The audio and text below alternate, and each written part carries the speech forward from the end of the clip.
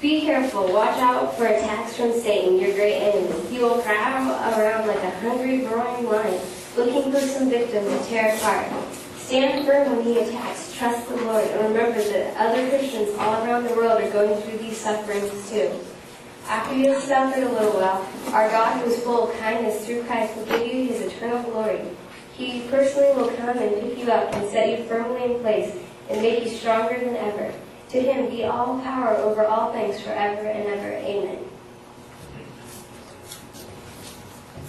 What I thought I'd do here is I'm going to interview them and let them tell you how, what their role was in the mind and is how it fits into the rest of the mind. So I'm going to start here. So how do you think your role was? Explain your role. My role is I am the demon of drunkenness, as you see on the bottle. And basically all those demons are seducing the young innocent girl into sin and destruction. I am the spazzy demon, crazy, insane, and I bring the innocent girl into being crazy too. Well, I'm pretty much the influence the smoke or do drugs, and I get her into that as well. So. I'm like the flirt demon, and I'm the one who like really seduces her and stuff, so that's my role. So how do you think your role will impact others by seeing this mind? Well, I think the mind shows that sin pretty much looks fun at first, but in the end you end up having to pay consequences, and it hurts you and causes problems. Michael, explain what you represented in the mind and how you feel this mind is going to impact others. My role in the mind was basically Jesus Christ.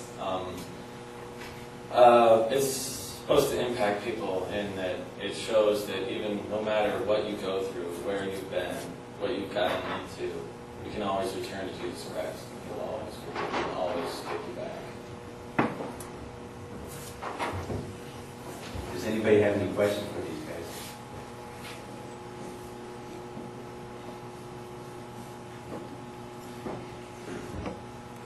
I understand you tried this out on the streets of Portland. Is there anything here we got an explanation. Is there anything, are you just going to do the mind and wait for people to ask questions, or do you have something else planned? We would have something else planned.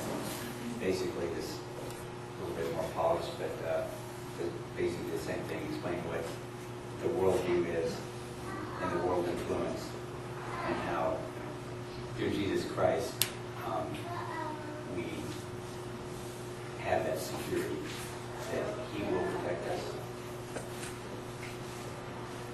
There's a very powerful message just watching it. I'd like to know some of the reaction of the participants in terms of how they felt what they just did impacted them.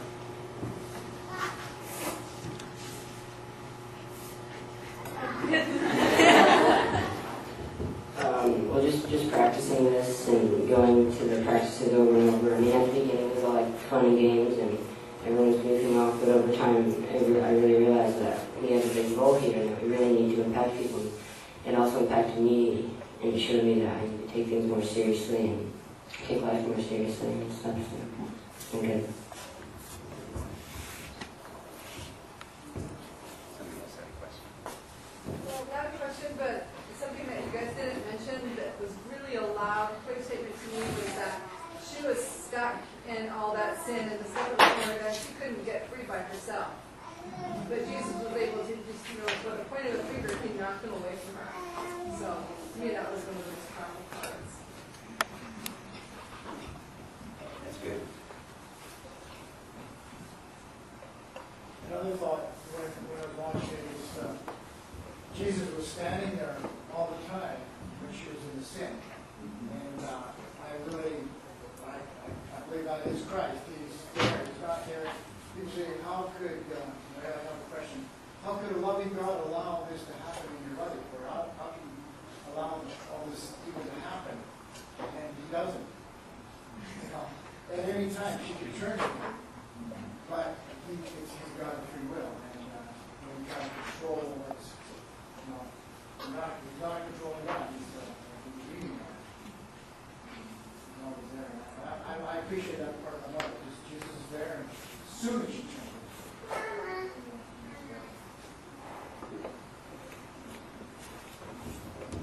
Any other questions, comments?